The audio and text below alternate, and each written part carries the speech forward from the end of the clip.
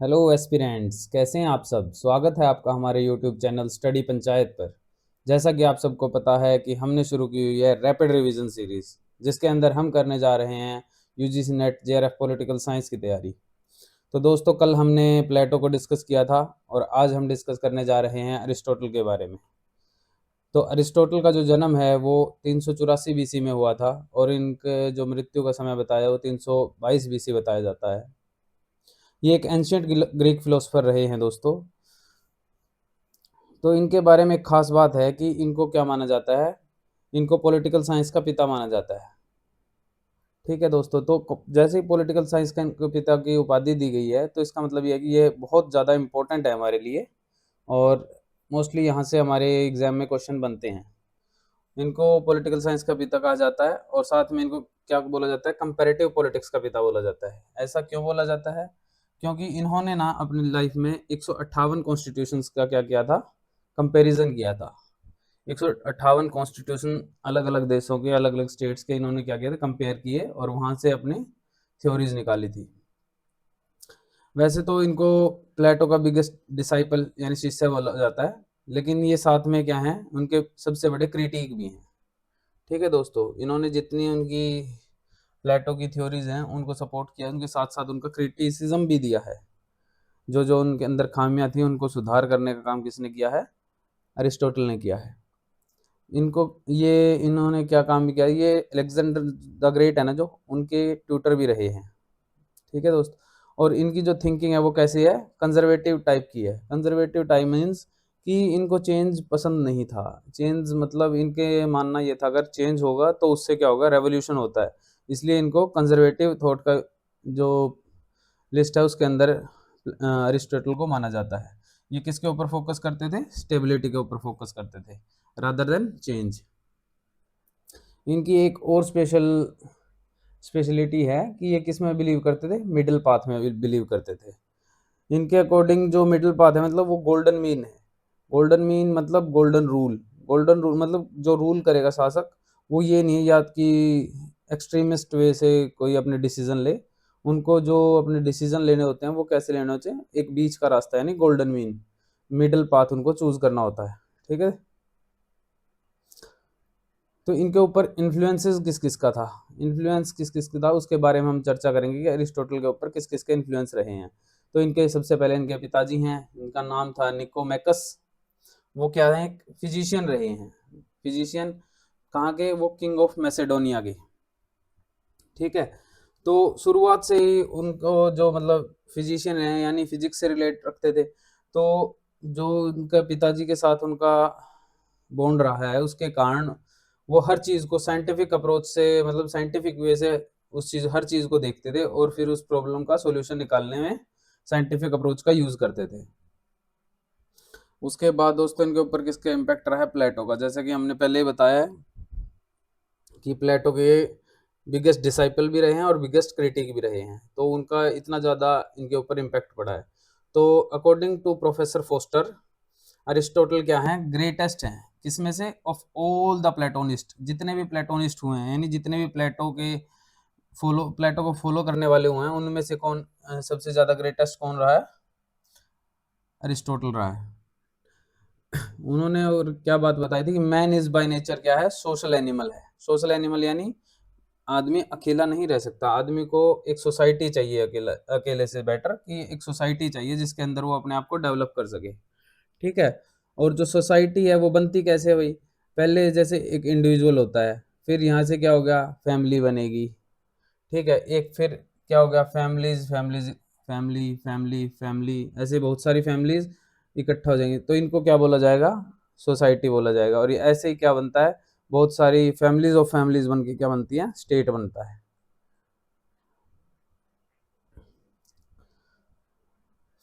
तो democracy is not an ideal form of government. देखो जैसे कि हमने कल के लेक्चर में देखा था कि प्लेटो को डेमोक्रेसी पसंद नहीं थी क्योंकि ये किसका रूल है, रूल ऑफ इग्नोरेंट।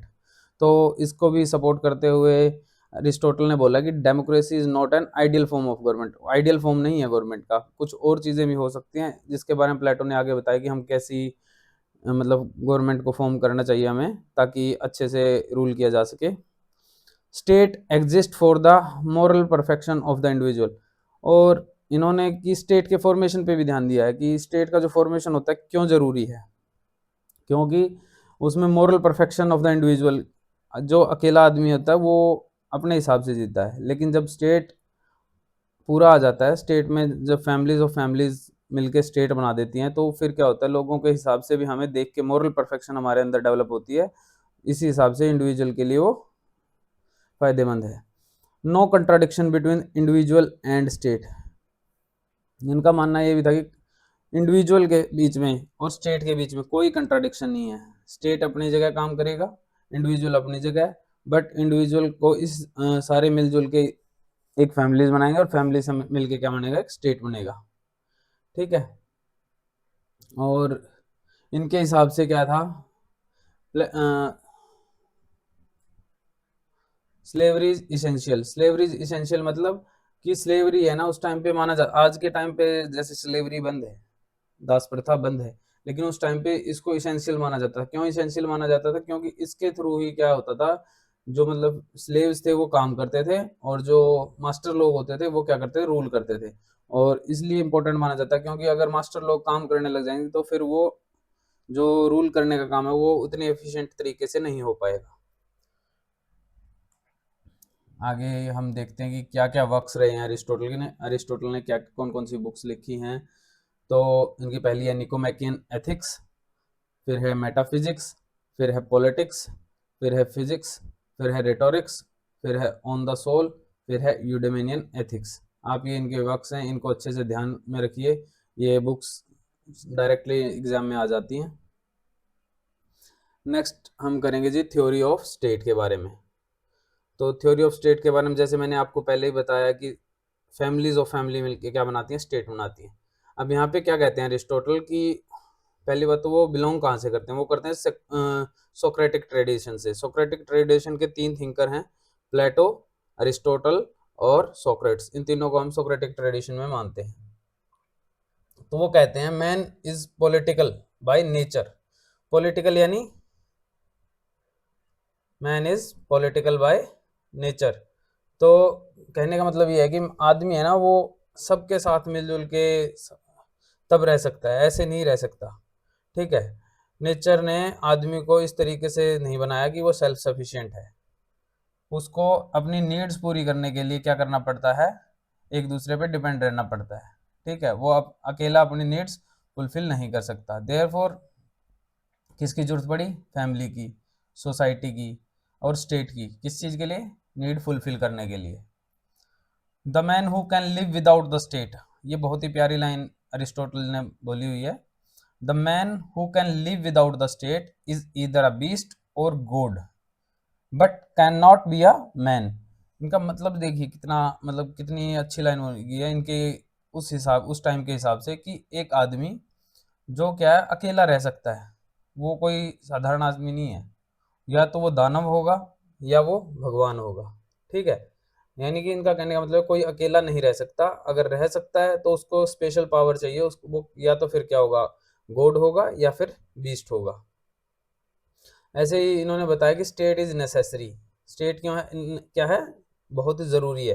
क्यों ज़रूरी है, क्योंकि जो ह्यूमन नीड्स हैं वो अकेले को पूरी नहीं हो सकती, उसके लिए हमें क्या चाहिए, पहले फैमिली चाहिए, फिर हमें सोसाइटी चाहिए, फिर हमें क्या चाहिए, स्टेट चाहिए। इसलिए ये क्या है, it is highest of all association. जैसे फैमिली सबसे नीचे आ गई, फिर सोसाइटी आ गई, फिर स्टेट आ गया, तो स्टेट क्या है, स्टेट इज़ नेसेसरी, और ये क्या है, हाईएस्ट ऑफ ऑल एसोसिएशंस। ठीक है दोस्तों, वैसे तो क्रोनोलॉजिकली, जो क्रोनोलॉजिकली क्या है, मैन में भी प्रायर टू द स्टेट। आदमी है जो क्या हुआ, आदमी का जन्म पहले हुआ है फिर स्टेट बना है, पहले आदमी आया होगा तब जाके क्या, पहले आदमी आया फिर उसने क्या हुआ, मिलजुल के क्या किया, आगे बहुत सारे आदमी इकट्ठा हुए, फैमिलीज बनाई, फीमेल्स मेल्स सारे सब इकट्ठे हो गए, उन्होंने फैमिली बनाई, फिर हमें क्या मिला, फिर हमें स्टेट मिला। तो स्टेट तो है वो वैसे तो क्रोनोलॉजिकली बाद में आया है, लेकिन इस लाइन का मतलब देखिए आप, ये बहुत ही फेमस लाइन है, कई बार एग्जाम में आ जाती है।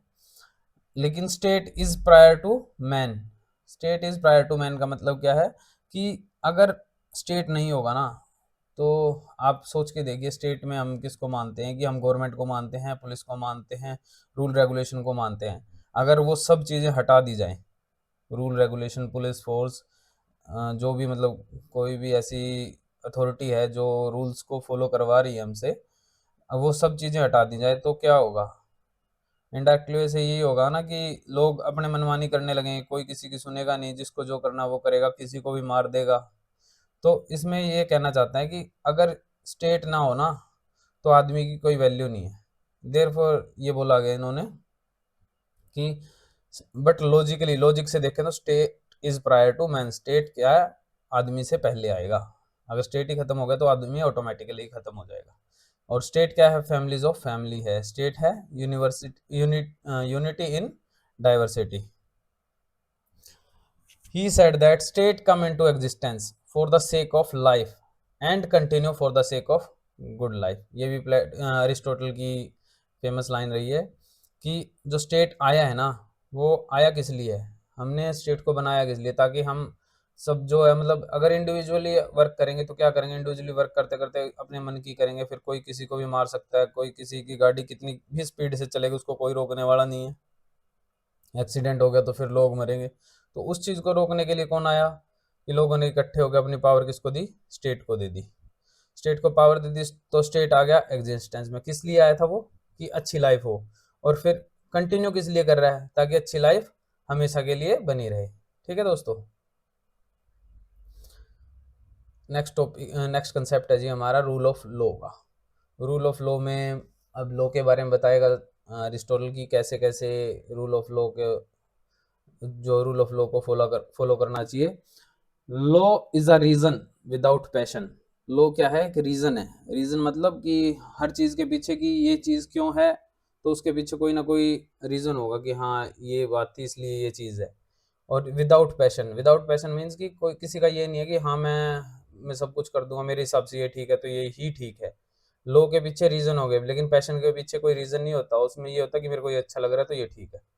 ठीक है, तो इसलिए प्रोटेक्ट करने के लिए पीपल को किस चीज से? Arbitrary misuse of power, arbitrary misuse of power by the ruler. यानी कि अगर रूलर अपने मनमानी कर रहा है, पावर्स का मिसयूज कर रहा है, तो उससे प्रोटेक्ट करने के लिए क्या चीज आई? लॉ। लॉ आई। ठीक है, law is a reason without passion. तो जैसे कि हमने प्लेटो में देखा था, उन्होंने फिलोसफर किंग के रूल को बताया था, लेकिन जहाँ पे ये है ना, ये क्रिटिसाइज करता है अरिस्टोटल। उसका क्यों करता है? क्योंकि जो फिलोसफर किंग का रूल था वो क्या था? रूल ऑफ अ पर्सन था। ठीक है, लेकिन जो यहाँ पे क्या है, ये रूल ऑफ अ लॉ है। कुछ लॉ बनाएंगे, लॉ कौन बनाएगा? लोग मिलके बैठ के बनाएंगे, सब लोग मिलके बैठ के बनाएंगे। ये नहीं है कि कोई ये अकेला पर्सन, जैसे फिलोसफर किंग में सिर्फ अकेला पर्सन ही वो लॉ बनाता है। ठीक है, लेकिन यहाँ पे क्या होगा? यहाँ पे लॉ मिलजुल के बनाया जाएगा। अरिस्टोटल को क्या बोला जाता है? Father of constitutionalism. क्यों? क्योंकि इन्होंने 158 कॉन्स्टिट्यूशन की स्टडी की थी। ठीक है, और अरिस्टोटल ने क्या किया था? कंपेयर किया था rule of law versus rule of philosopher king, जो कि मैंने आपको बता दिया है अभी। और वहां से उन्होंने क्या मतलब आउटकम निकाले कि किसकी सुपीरियरिटी है? रूल ऑफ लॉ की। In short he criticise the Plato's conception of philosopher king. ये मैंने आपको बता दिया कि उन्होंने क्या किया था, वहां पे क्रिटिसाइज किया था किसका? फिलोसफर किंग का। Aristotle said that the ruler must be the servant of the laws. Aristotle ने क्या बताया कि रूलर है ना वो, जैसे उनका तो फिलोसफर किंग था प्लेटो का, और यहाँ पे जो कहते हैं कि अगर कोई भी रूलर है ना, जो किंग है या फिर कोई भी जो है रूल कर रहा है सबके ऊपर, वो क्या होना चाहिए? वो किसका सर्वेंट होना चाहिए? लॉ का। अगर, क्योंकि law is order and good law is good order. अगर अच्छा लॉ होगा तो ऑर्डर भी अच्छा ही होगा। लॉ क्या है कि वो किसको रिप्रेजेंट करता है? कलेक्टिव विजडम को रिप्रेजेंट करता है, which is better than wisdom of one person. समझ रहे हैं? अगर हमारी फैमिली में मान लो, एक तो हमारे पेरेंट्स हैं, अगर मान लो हमारे पापा अकेले डिसीजन लें, एक हम सब मिलके लें, तो सब मिलके लिया हुआ डिसीजन बेटर होगा कि अकेले पर्सन का? सबका मिलके बेटर होगा। तो इसी तरीके से होता है कि लॉ क्या कर रिप्रेजेंट करता है? सबकी विजडम, कलेक्टिव विजडम, जो कि किससे बेटर है? सिंगल पर्सन की विजडम से बेटर है। अरिस्टोटल ने किसकी बात की है? बेस्ट प्रैक्टिकेबल की बात की है। लाइक प्लेटो ने क्या किया था, फिलोसफर किंग। पहली बात तो फिलोसफर किंग जैसा इंसान ढूंढना ही बहुत बड़ी मुश्किल की बात हो जाती है, लेकिन उन्होंने अपने टाइम के अकॉर्डिंग, अपनी सिचुएशन के अकॉर्डिंग वो चीज़ बताई थी। अब अरिस्टोटल क्या कह रहा है कि बेस्ट प्रैक्टिकेबल, हमें वो चाहिए जो बेस्ट प्रैक्टिकेबल हो, जो मिल सके, ना कि प्लेटो के आइडियल की तरह। आइडियल कौन? Philosopher king. उन्होंने बता दिया था कि हमें तो बेस्ट ही चाहिए। इसलिए अब अरिस्टोटल क्या कहते हैं, हमें सेक्रीफाइस नहीं करना चाहिए। किसको? अच्छे को। किसके लिए? बेस्ट के लिए।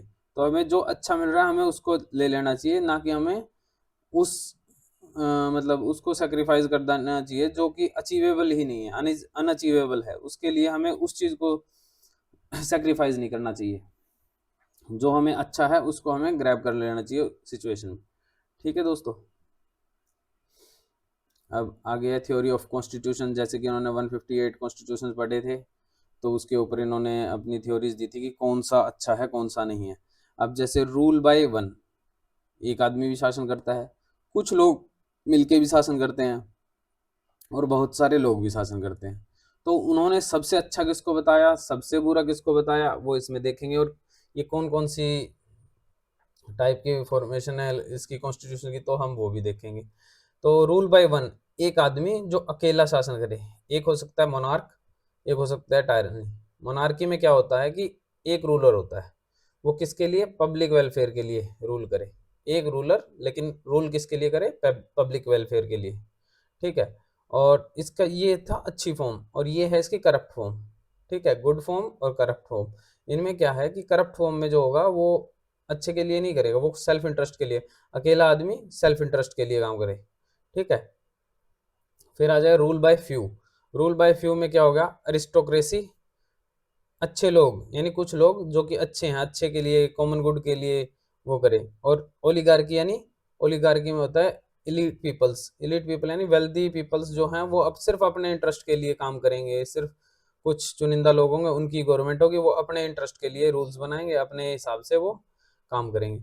और पॉलिटी, पॉलिटी में आएगा citizen governs according to law. ठीक है। और इसके डेमोक्रेसी में आएगा सिटीजन गवर्न, और मतलब जो डेमोक्रेसी में होता है कि सबकी मिलजुल के, मोस्टली बहुत सारे लोग इसमें पार्टिसिपेट करते हैं, फिर जाके ये करते हैं। और पॉलिटी में होता है कि मिडिल क्लास के पीपल होते हैं वो गवर्न करते हैं, और ये होता है रूल ऑफ मैनी का। इसमें गरीब लोग होते हैं, इसमें मिडिल क्लास पीपल होता है। और जो इसमें इन्होंने बताया है कि जो सपोर्ट किसको करते हैं, अरिस्टोटल, अरिस्टोटल सपोर्ट करते हैं पॉलिटी को, और डेमोक्रेसी को इन्होंने सेकंड बेस्ट गवर्नमेंट बताया है।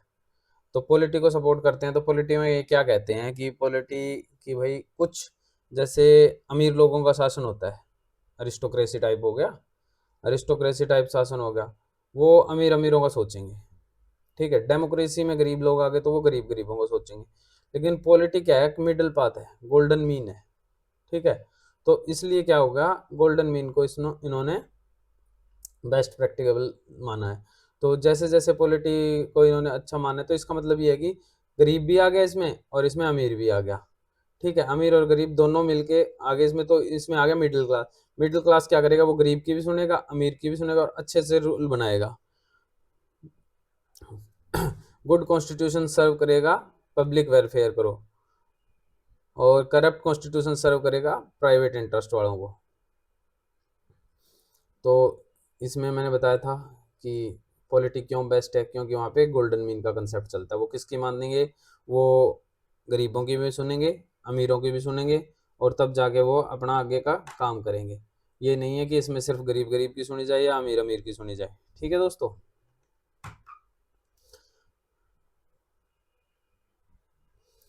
तो थ्योरी ऑफ सिटीजनशिप, इसमें मैं सिर्फ एक ही लाइन का कंसेप्ट मानता हूँ इसको, क्योंकि इस लाइन को अगर अच्छे से समझ लिया जाए तो इसमें ही कंसेप्ट ये क्लियर हो जाता है। मैं आपको इस तरीके से करवाना चाहता हूँ ताकि ये प्रॉपर अच्छे से काम, जैसे सिटीजन किसको बोला जाएगा, ये है इस थ्योरी के अंदर कि किसको अरिस्टोटल सिटीजन मानता है। तो इसमें नेचुरल बोर्न, पहले तो वहाँ पे वो नेचुरली बोर्न होना चाहिए। फिर वो अडल्ट हो चुका होना चाहिए। अडल्ट के साथ क्या है? मेल होना चाहिए, जिसके पास क्या हो? प्रॉपर्टी हो। उसको क्या बोलेंगे? सिटीजन बोलेंगे। नेचुरल बोर्न हुआ, यानी मतलब वहाँ का सिटीजन हो गया, मतलब वहाँ पे बोर्न हुआ, बाहर का कोई आया वो नहीं है।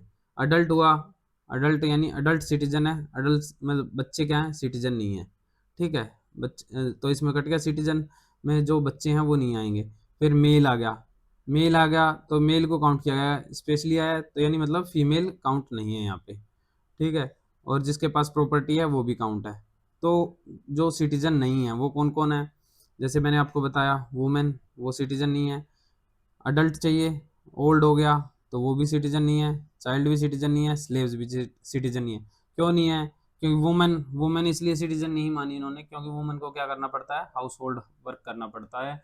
इस हिसाब से उन्होंने वुमेन को इस सिटीजनशिप की लिस्ट से बाहर रखा है।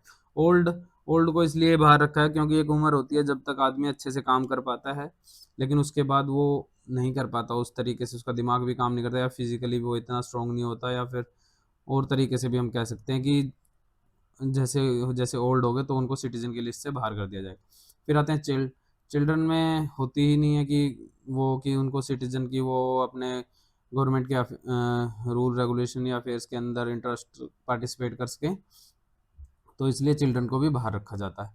और स्लेव्स को इसलिए बाहर रखा जाता है क्योंकि इनको पास मेंटल कैपेसिटी बहुत कम होती है और इनके पास क्या है, फिजिकल जो पावर होती है वो ज़्यादा होती है, इसलिए इनको भी बाहर रखा गया है। तो थ्योरी ऑफ स्लेवरी में हम अगला कंसेप्ट करेंगे, थ्योरी ऑफ स्लेवरी है। तो इसके टू टाइप्स ऑफ स्लेव्स होते हैं। एक होता है slave by law, means prisoner of war, यानी किसी के युद्ध होते थे तो उस टाइम पे जो प्रिजनर होते थे तो उनको भी स्लेव बना लिया जाता था। दूसरे होते हैं slave by nature. Slave by nature वो होते हैं जिनको क्या होते हैं, वो फिजिकली स्ट्रांग होते हैं, मेंटली वीक होते हैं, तो उनको भी स्लेव बना लिया जाता है। तो इस टाइम पे इन्होंने क्या माना था, स्लेवरी को नेचुरल माना था और यूजफुल माना था। क्यों, क्योंकि जब स्लेव रहेगा तो मास्टर क्या करेगा, मास्टर का जो ध्यान है वो अपने कामों में रहेगा, उसे स्लेव वाले काम नहीं करने पड़ेंगे। इसलिए इसको यूजफुल माना गया कि मास्टर अपना काम अच्छे से परफॉर्म कर सके तो स्लेव की ज़रूरत रहेगी, इसलिए स्लेवरी को इन्होंने वैलिड माना है और नेचुरल ही माना है। स्लेव क्यों होंगे वो, क्योंकि उनके अंदर क्या होगा, डिसीजन टेकिंग कैपेसिटी नहीं होगी, वो अपने डिसीजन नहीं ले पाएंगे। अगर उन्होंने कोई डिसीजन ले लिया तो वो उस डिसीजन के कंसिक्वेंसेस जो आएंगे उनके साथ ना खड़े हो पाए। अब मास्टर तो वही होगा ना जो अपने डिसीजन खुद ले पाए, उस डिसीजन का जो भी रिजल्ट आए उसके रिजल्ट के साथ भी वो खड़ा हो, ठीक है। स्लेव क्या होंगे, फिजिकली स्ट्रांग होंगे, और जो मेंटली स्ट्रांग होंगे वो क्या होंगे, रूलर्स होंगे, ठीक है। और अरिस्टोटल ने मतलब इसके एक्सप्लेन किए थे बेनिफिट कि क्यों इंस्टीट्यूशन ज़रूरी है स्लेवरी वाला, क्योंकि इसके अंदर ये दोनों अपने परफॉर्म करेंगे अपने अपने काम, जिसके कारण क्या पॉलिटिकल और इकोनॉमिक सिस्टम वेल ग्रोथ करेगा, तो इसलिए ये ज़रूरी है। और ये भी नहीं है कि स्लेव है तो वो हमेशा स्लेव ही रहेगा। स्लेव क्या कर सकता है, वो परफॉर्म कर सकता है अच्छे से, मतलब अपने जो मास्टर है उसके सामने। अगर मास्टर को लगता है कि हाँ ये अच्छे से परफॉर्म कर रहा है तो मास्टर उसे स्लेव की उससे पोजीशन से हटा के अपना लीव कर सकता है, जिससे वो अपनी लाइफ आगे जी सकता है, ठीक है।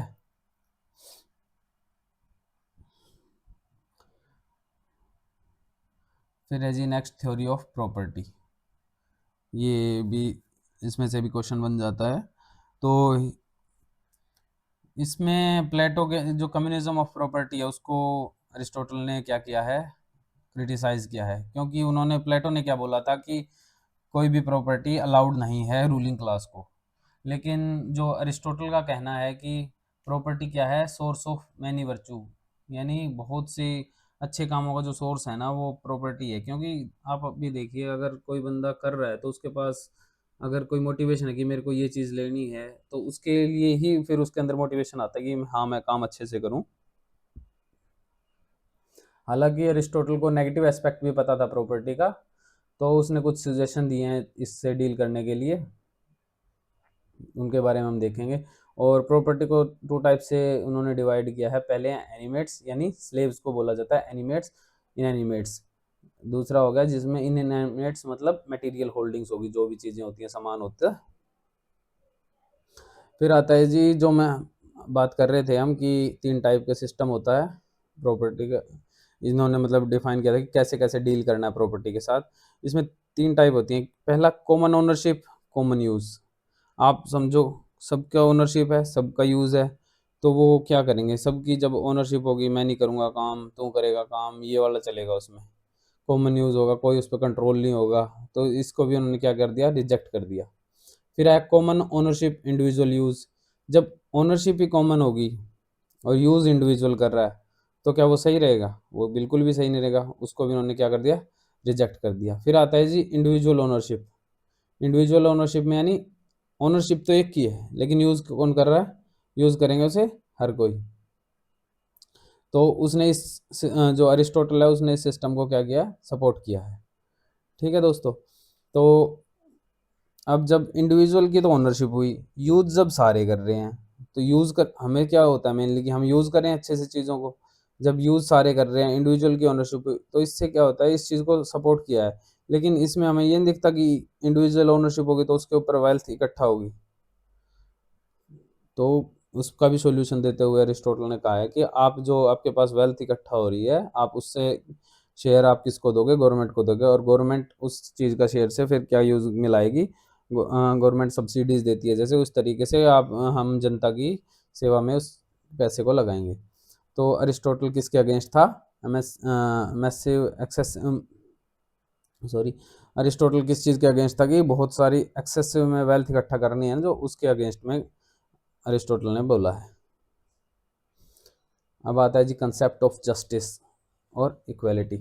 अब देखो हम सोच के देखें तो अब जस्टिस कब मिलता है कि हाँ जस्टिस की बात हो रही है, तो जस्टिस तब होता है कि हमें जब ये ना फील हो कि हम हमारे साथ भेदभाव हुआ है, इनइक्वालिटी हुई है, तब हमें लगता है कि हाँ जस्टिस के बारे में बात हो रही है। तो जस्टिस कंटेन करता है कॉमन इंटरेस्ट को, सीधी बात। कॉमन इंटरेस्ट अगर फुलफिल हो रहे हैं तो किसी को ऐसी भावना नहीं होगी कि मेरे साथ इनजस्टिस हुआ है।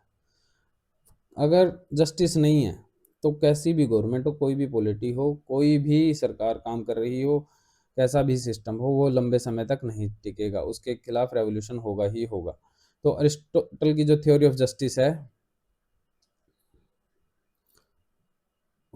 सॉरी इसमें ये इधर से, अरिस्टोटल की जो थ्योरी ऑफ इक्वालिटी है वो थ्योरी ऑफ जस्टिस के साथ अलाइन करती है। क्योंकि अगर इनइक्वालिटी हुई, वो चाहे रियल हो या इमेजिन हो, किसी के दिमाग में भी ख्याल होगा कि हमारे साथ इनइक्वालिटी होती, तो उससे क्या हो जाता है, रेवोल्यूशन हो जाता है। तो उसके लिए क्या कहते हैं कि इक्वालिटी बना के रखना जरूरी है, जिसके कारण हमारा क्या होगा, जस्टिस सर्व कर पाएंगे। क्राइटेरिया ऑफ इक्वालिटी क्या क्या है? इक्वल को इक्वली ट्रीट किया जाए, जो इक्वल पीपल हैं उनको इक्वली ट्रीट किया जाए, और अनइक्वल को अनइक्वली ट्रीट किया जाए। ये बहुत इंपॉर्टेंट बात हुई है, इसमें ही घुमा फिरा के आ जाता है एग्जाम में, तो इसमें भी कंफ्यूज होता है, तो इसको आप ध्यान से देखिए। तो इक्वल को इक्वली, अनइक्वल को अनइक्वली। लाइक देखिए अब जैसे कि रनिंग होती है, ठीक है, रनिंग में क्या होता है कि मान लीजिए ये है रनिंग का ट्रैक,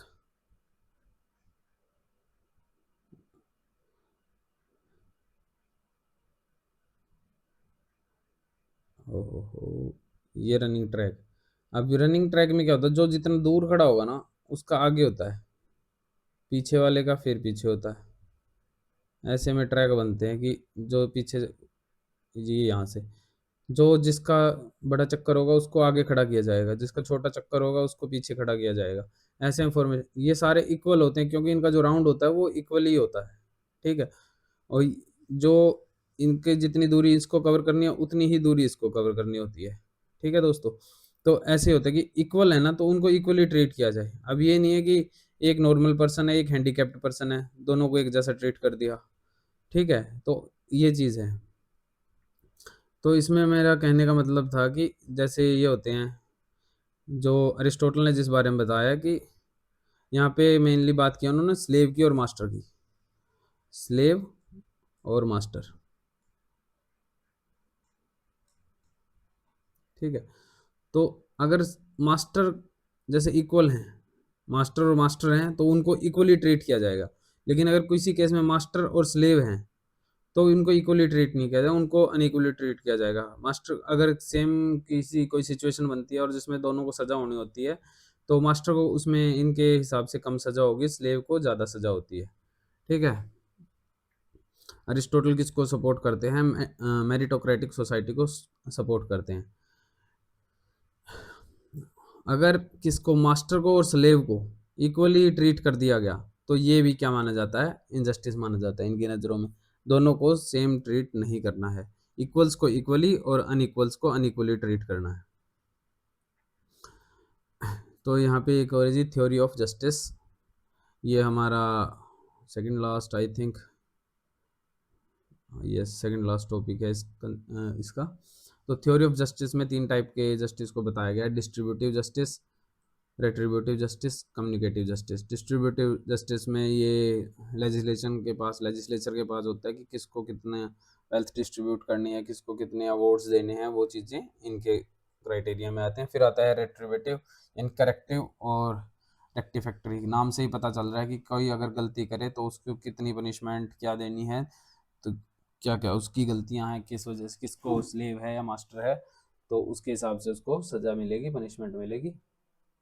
तो ये होगा करेक्टिव और रेट्रिफैक्टरी जस्टिस। और कम्युनिकेटिव जस्टिस के अंदर भी ये है कि ये भी जज के पास ही, ये पावर भी जज के पास होती है, ये भी जज के पावर होती है। ठीक है, तो ये 3 टाइप हैं जो कि बताए हैं जस्टिस के में। नेक्स्ट है जी हमारा थ्योरी ऑफ रेवोल्यूशन। जैसा कि हमने पहले बताया था कि ये क्या है, कंजर्वेटिव थॉट के हैं, तो इनके हिसाब से कोई भी चेंज, चाहे वो छोटा हो, बड़ा हो, पॉजिटिव हो, नेगेटिव हो, वो क्या है? रेवोल्यूशन है। ठीक है, ये क्या प्रेफर करते हैं? स्टेबिलिटी प्रेफर करते हैं, किसके ऊपर? चेंज के ऊपर। तो अब जर्नल कोज क्या क्या हो सकते हैं रेवोल्यूशन के? किसी के अंदर इनइक्वालिटी की फीलिंग आ गई तो वो क्या करेगा? खड़ा हो जाएगा झंडा लेके कि मेरे साथ ऐसा हुआ है, नहीं तो मेरे को जस्टिस चाहिए, तो इससे क्या होगा? रेवोल्यूशन हो जाएगा। करप्शन करे कोई, ये कौन, लाइक जैसे गवर्नमेंट ऑफिसर्स हैं, वो अगर करप्शन करें तो उससे क्या होता है? रेवोल्यूशन होने के चांसेस होते हैं। या फिर कोई बाहर वाले जो फॉरेनर्स हैं वो क्या करें, बहुत ज़्यादा आना जाना रखें, तो उससे भी आना जाना इन द सेंस कि हमारे सिस्टम के अंदर आना जाना, तो उससे भी क्या होता है? फॉरेनर्स से, उससे रेवोल्यूशन हो जाता है। तो उन्होंने इस रेवोल्यूशन को दबाने के लिए क्या सॉल्यूशन दिए हैं कि चेंज तो इनएविटेबल है, कि चेंज तो होगा ही होगा, उसको रोका नहीं जा सकता। तो उन्होंने क्या किया, कहा है कि ऐसा इंश्योर किया जाए कि जो लोगों को इनजस्टिस की फीलिंग वो ना आए। ठीक है, और करप्शन के ऊपर चेक किया जाए, चेकिंग करते रहे रेगुलर। किसके? Check on movement inside and outside the, मतलब सिस्टम के अंदर और बाहर चेक रेगुलर करते रहें कि हो रहा है नहीं हो रहा है मूवमेंट, इन चीज़ों के बारे में, ताकि कोई भी बात पता लगे तो उसको जल्दी से जल्दी दबाया जा सके या उसको संभाला जा सके। Ensuring that the social balance does not get disturb, और ये इंश्योर करें कि सोशल, जो सोसाइटी का बैलेंस है वो बना रहे, उसको कोई डिस्टर्बेंस ना हो। तो आज के लिए इतना ही। Thank you so much. और लाइक करें, फॉलो करें और सब्सक्राइब करना ना भूलें हमारे यूट्यूब चैनल को स्टडी पंचायत, जिस पे आपको रेगुलर अपडेट मिलते रहेंगे आपके यूजीसी नेट के रिगार्डिंग भी। और साथ के साथ हम बहुत से और सब्जेक्ट्स को भी स्टार्ट करने जा रहे हैं थोड़े टाइम के साथ साथ। जैसे जैसे टाइम आगे जाएगा हम नए नए सब्जेक्ट्स आपको यहाँ पे प्रोवाइड करते रहेंगे। Thank you so much, see you soon.